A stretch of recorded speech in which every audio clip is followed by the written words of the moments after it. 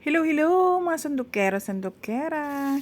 So ito na nga, tara magluto tayo ng adobong puset. So nagisa na ako dito ng bawang, ayan, till mag-brown siya, naglagay ako na dito ng sibuyas na puti at sibuyas na pula. Bakit pula no? Pero violet naman siya. So ayun na nga, ilagay na natin ng puset at maglagay na rin tayo ng toyo. Konti lang muna, pwede tayo mag-adjust later. Alam niyo, hindi ko na napakita yung paglinis ng puseta kasi nagmamadali ako eh. Basta alisin lang natin yung nguso niya sa may ulo at yung plastic sa parang likuran niya. Tanggalin natin ang plastic sa ating katawan kasi hindi maganda yan. Charot. Pagpusit mga kumare kong sandukera, mabilisan luto lang to Kasi the more na pinakukuluan natin siya is the more na lumiliit siya. Kaya wag ganun Mars. So dito naman nagdagdag na ako ng paminta, 2 sachet kasi naubusan na ako. And then naglagay na ako ng pampasarap. Hello, hello magic! And then haluin natin yan. Mag-add tayo ng ceiling green. Haluin uli natin. Tikman! Syempre ayon sa inyong panlasa. At ang ginamit kong pang-asim dito ay calamansi. Yan. Instead of suka, calamansi na lang nilagay natin para hindi manigas ang ating puset.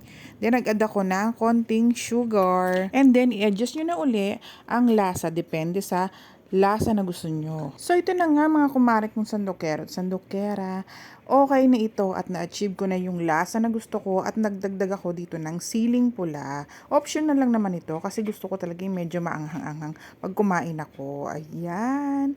Pwedeng-pwede na siyang kainin kasi gusto namin is medyo may sabaw-sabaw. Pero alam niyo ba mga kumari, kung sandukero at sandukera, mas masarap itong adobong pusit kapag napatuyuan natin yan. Parang mga adobo lang kapag pinatuyuan, dun siya mas masarap, dun mas malasa. Kaso syempre, mas susundin natin yung gusto ng ating mga anak dahil gusto nila is medyo masabaw. Dahil sabaw pa lang itong pusit, napakalasa na, sabaw pa lang pwede mo nang ulamin. Ayan. So, ito na. Lalagay ko na siya sa bowl. At ihahain ko na to sa aking mga anak. Dahil waiting na sila sa aming lamesa.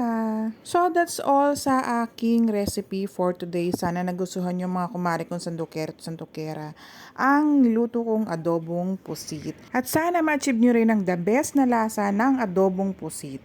Naayon din naman syempre sa lasa na gusto nyo. Salamat sa inyong pagnood at sana huwag kayong magsawa sa pagsusuporta sa mga recipe ko. Thank you for watching. Bye-bye. God bless you all.